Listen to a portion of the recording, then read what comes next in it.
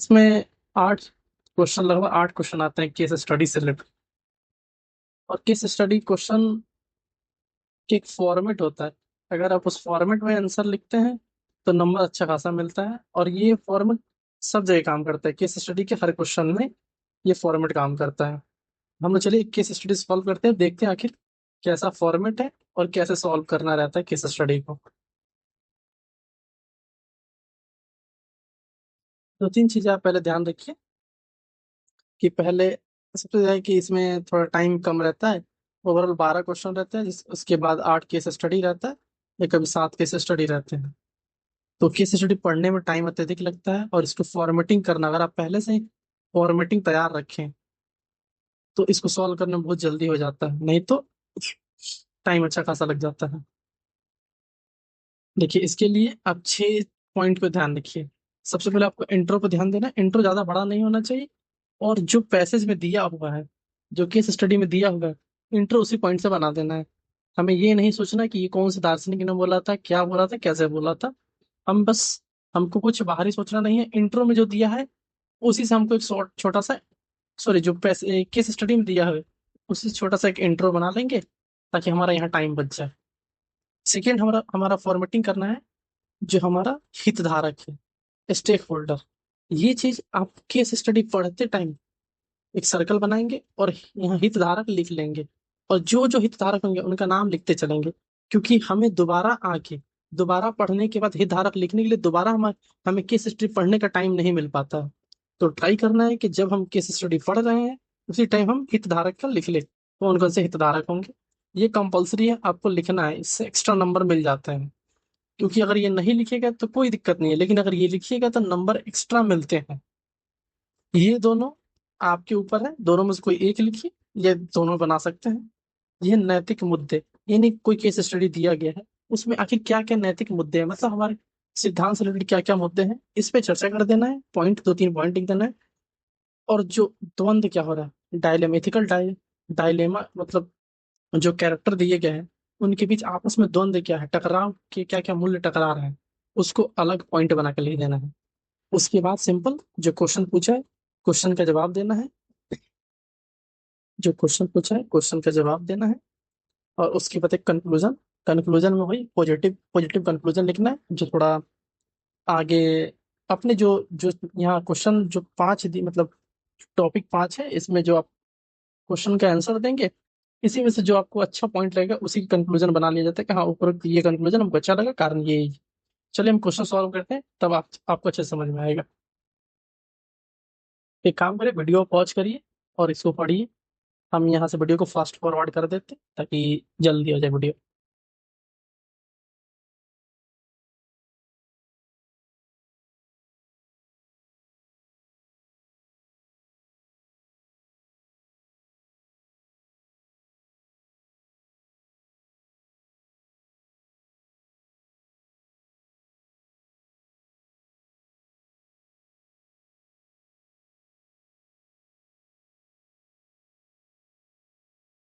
आशा है आपने क्वेश्चन को पूरा पढ़ लिया होगा। तो जैसे देखिए, मैंने पहले ही बोला था कि क्वेश्चन को पढ़ते समय आपको हितधारक कौन करने ध्यान रखना है। पहला प्रभात, दूसरा कंपनी स्टर्लिंग, जहाँ काम कर रहा है प्रभात। अच्छा, कहानी ये आपको समझ में आ गई कि प्रभात एक कंपनी में काम कर रहा है।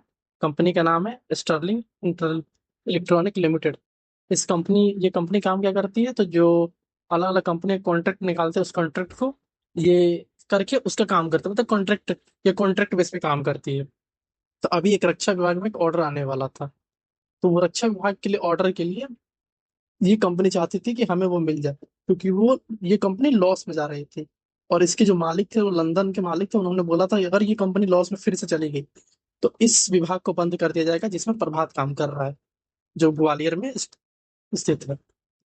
तो यानी हमारा एक हितधारक हो गया प्रभात, दूसरा हो गया स्टर्लिंग कंपनी, तीसरा हो गया लंदन का मालिक, फिर अस्थाई मालिक, जो ये ग्वालियर कंपनी का मालिक, ग्वालियर स्थित कंपनी का मालिक है।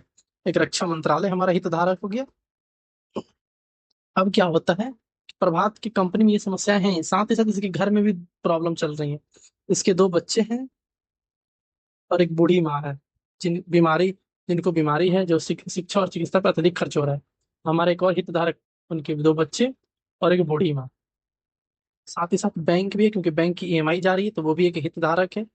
अब इसके सामने, प्रभात के सामने दो समस्या है। पहला है कंपनी में जॉब जाने का खतरा, दूसरा है घर पे ईएमआई, बच्चों के खर्च और बूढ़ी माँ के इलाज के खर्च। अब क्या होता है कि ये एक इंटरव्यू ले रहा है एक पोस्ट के लिए। पोस्ट है, पोस्ट है कंपनी के मैनेजर, कंपनी के प्रबंधन, यानी मैनेजर के लिए ये प्रभात इंटरव्यू ले रहा था। अब उस इंटरव्यू में एक सुभाष वर्मा, ये भी एक हितधारक है, सुभाष वर्मा आते हैं। ये किसी पुराने कंपनी में काम करते थे, जो ये इनकी कंपनी जो है, इनकी कंपनी के राइवलरी कंपनी थी। अब क्या हुआ, इनको सुभाष वर्मा को भेजा गया था रक्षा मंत्रालय के द्वारा सिफारिश पे, इस रक्षा मंत्री द्वारा सिफारिश पे भेजा गया था। जब इंटरव्यू चल रहा है, प्रभात जब इनका इंटरव्यू ले रहा है, तो ये इंटरव्यू में अच्छा परफॉर्मेंस कर रहे थे।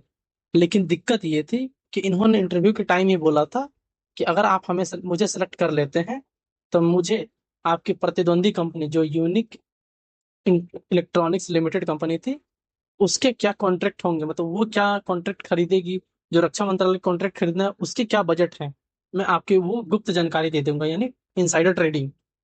तो अब प्रभात के समय दो समस्याएं हैं कि वो सिफारिश मान के सुभाष वर्मा को जॉब पे रख ले, और दूसरा कंपनी के वो इनसाइडर ट्रेडिंग वाले न्यूज को ले ले ताकि उसकी कंपनी प्रॉफिट में चली जाए। ये सारे मुद्दे चल रहे थे। वो प्रभात इंटरव्यू लेता है, इंटरव्यू के बाद बोलता है कि आप कल आइए, कल आपसे कल इस पे चर्चा की जाएगी। अब तीन क्वेश्चन इस पे दिए गए थे। पहला कि इस मामले से संबंधित नैतिक मुद्दे क्या थे, दूसरा कि प्रभात के लिए उपलब्ध विकल्प क्या क्या है, उनमें से प्रभात द्वारा सर्वाधिक उपयुक्त कौन है और क्यों। तीन क्वेश्चन, नैतिक मुद्दे क्या है, विकल्प कौन कौन से हैं, और सबसे अच्छा विकल्प कौन है। आइए देखते हैं। देखिए, सबसे पहले प्रभात के समय दुविधा क्या क्या चल रही है।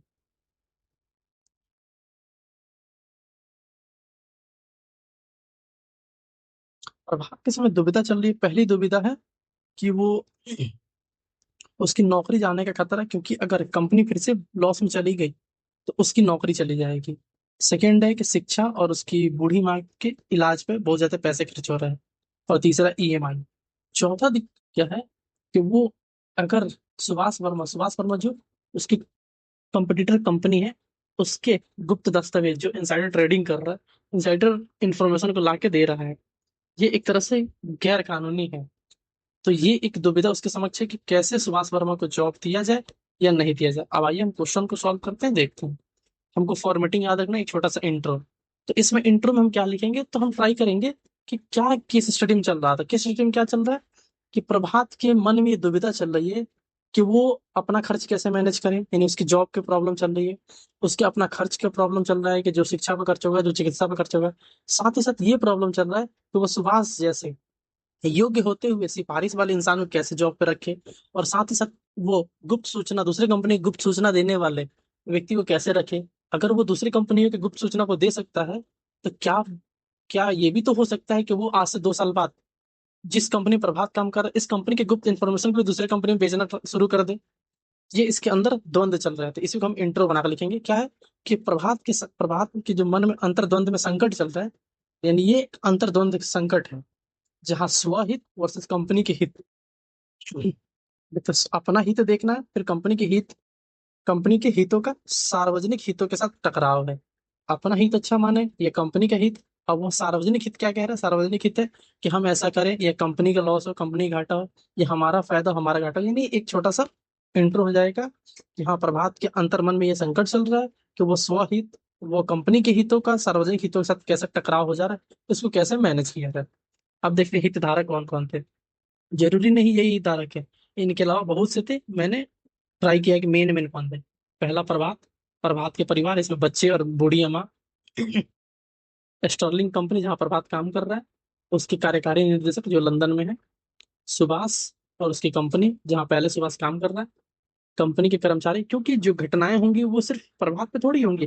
कंपनी बंद होगा तो कंपनी कर्मचारी भी तो, उनको भी तो दिक्कत होगा, इसलिए इसको भी हितधारक मानेंगे। ये आपके ऊपर है कि आप कितना अच्छा सोच पा रहे हैं कि अच्छा हितधारक कौन कौन हो सकते हैं, किनको किनको किनको ये सारे मतलब ये सारे चीज होंगे तो किसको किसको ये प्रॉब्लम हो सकता है, वो सारे हितधारक होंगे।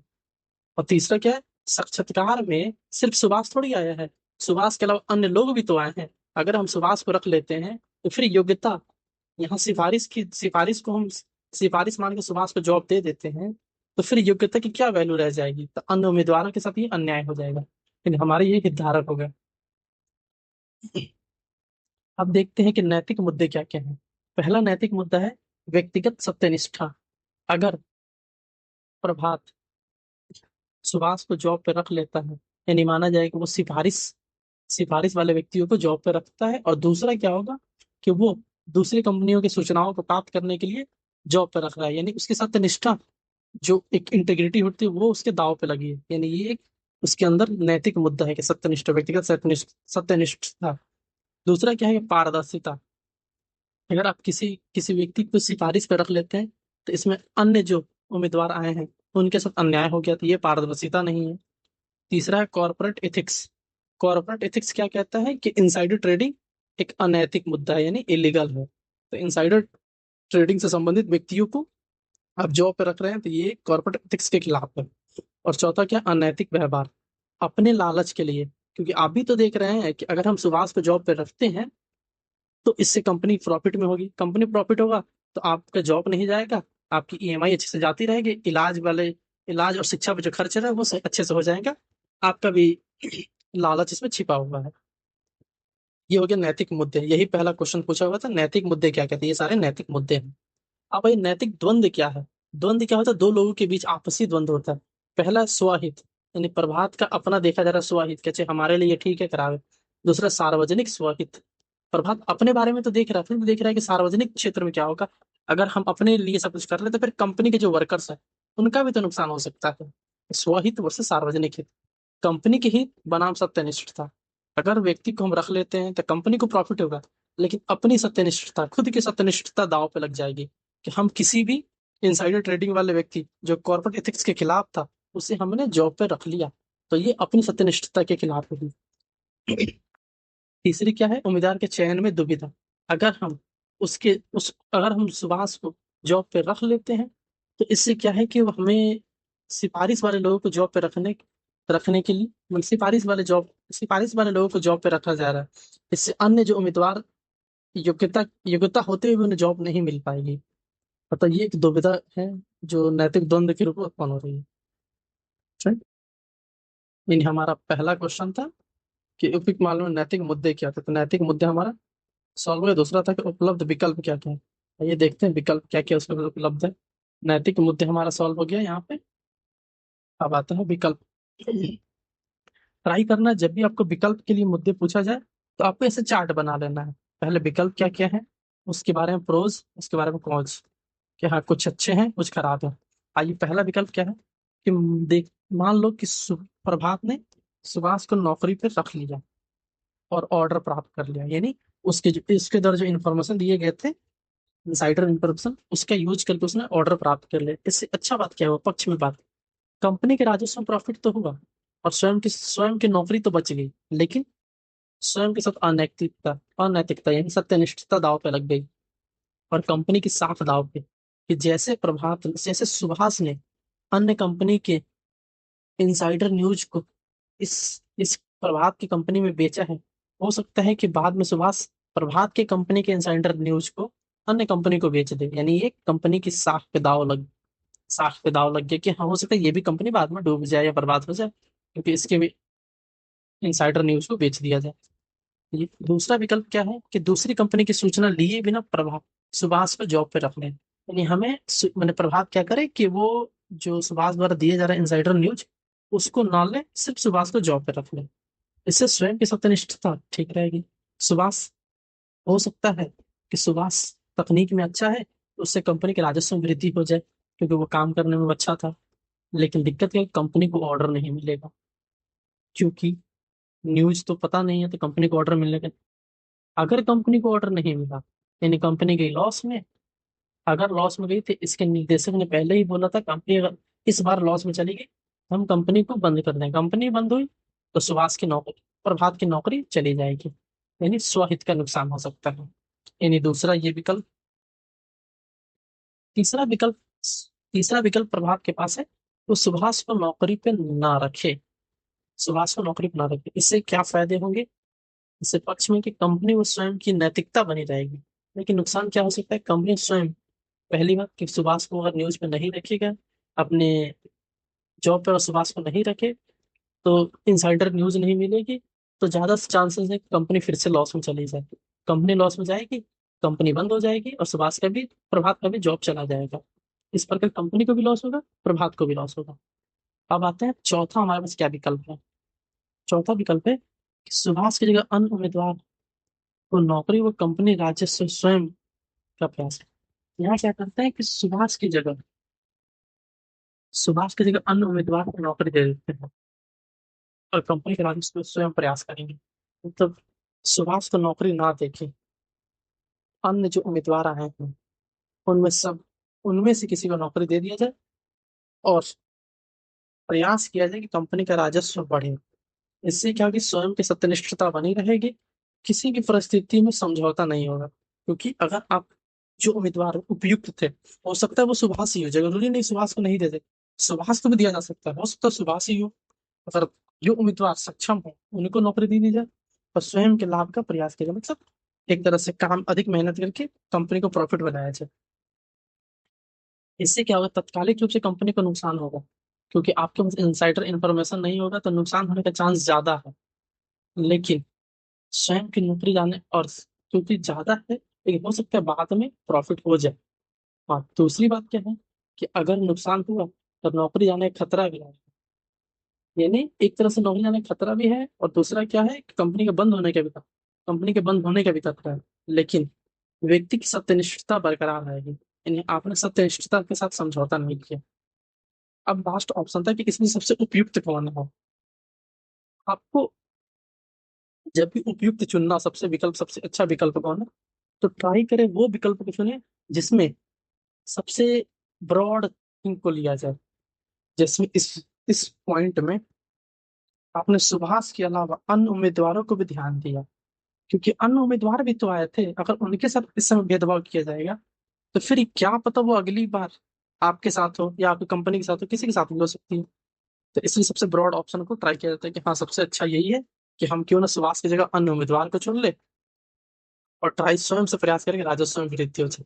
क्यों ऐसा किया जाएगा, कि क्योंकि सुभाष अनैतिक आचरण वाला इंसान है। हो सकता है कंपनी के हित का नुकसान हो जाए बाद में, जैसे उसने दूसरे कंपनी का डाटा ला के बेचा, क्या पता बाद में प्रभात की कंपनी का डाटा किसी और कंपनी को बेचे। तो इसलिए ये कारण था। दूसरा था कि इससे प्रभात की सत्यनिष्ठता और कंपनी की प्रतिष्ठा बनी रहेगी। मतलब प्रभात ने जो किया, उसकी सत्यनिष्ठता, उसने अनैतिक इंसान को जॉब ना देके योग्य इंसान को जॉब दिया, इससे उसकी सत्यनिष्ठता बनी रही, और कंपनी की प्रतिष्ठा भी बनी रही कि उसने बाहरी दबाव में ना आकर उन्हें सही व्यक्ति को जॉब दिया। और दूसरा है कि कंपनी के जो हित है, इसके लिए वैकल्पिक तलाश किया जाएगा कि दूसरे रास्ते क्या हो सकते हैं जिससे कंपनी लॉस से प्रॉफिट में आ जाए। ठीक? और उपयुक्त उम्मीदवार का चयन अगर हम करते हैं, तो हो सकता है कि उम्मीदवार अच्छा काम करे, कंपनी के राजस्व में वृद्धि हो जाए। ये हमारा पूरा क्वेश्चन का ढांचा बन गया। अब एक अच्छा सा कंक्लूजन लिखेंगे, क्वेश्चन को खत्म करेंगे। अब कंक्लूजन में क्या लिखेंगे, कंक्लूजन में अच्छा है कि हम लिख देंगे, हाँ, अतः हम कह सकते हैं कि जहाँ नैतिक दुविधा और अंतर्मन का संकट, जैसे नैतिक दुविधा थी, अंतर्मन का संकट था, वहाँ सत्यनिष्ठ था, यानी व्यक्ति की सत्यनिष्ठता, और साथ ही साथ सार्वजनिक हित, सभी कंपनी के सभी लोगों को ध्यान में रखते हुए ही किसी निर्णय को लिया जाना चाहिए, को सर्वोपरि रखकर ही किसी निर्णय को लिया जाना चाहिए, ना कि अपने अपने लाभ के लिए लिया जाए। एक छोटा सा कंक्लूजन लिख देंगे कि अतः कह सकते हैं कि नैतिक दुविधा अंतर्मन को ध्यान रखते हुए, सत्यनिष्ठता और सार्वजनिक हित को ध्यान में रखते हुए किसी भी निर्णय को लिया जाना चाहिए। ठीक है, तो ये हमारा एक छोटा सा केस स्टडी था। ये 2012 का यूपीएससी 2022 में पूछा गया था। 2022 की केस स्टडी है। तो इस केस स्टडी को यहीं पे खत्म करते हैं। ऐसे एक स्टडी को हमने सॉल्व किया, ट्राई करिएगा अभी नोट्स में कहीं कहीं से क्वेश्चन निकाल के उसको पढ़ के सॉल्व करने की ट्राई करिएगा। लेकिन पैटर्न आपका यही रहेगा, पैटर्न ट्राई करिएगा इसी तरह बनाने का। किसी भी केस स्टडी का पैटर्न यही रहना चाहिए। यही है कि हितधारक, कभी सर्कल बना के हितधारक बना दिए, कभी स्क्वायर बना के हितधारक, कभी अलग कुछ बना के हितधारक, ताकि 6 क्वेश्चन में अलग अलग दिखे, नहीं तो एग्जामिनर को भी सब सेम दिखेगा। ठीक, तो ऐसे हमारा ये खत्म होता है। चलिए मिलते हैं किसी अगले वीडियो में, तब तक के लिए थैंक यू, गुड बाय।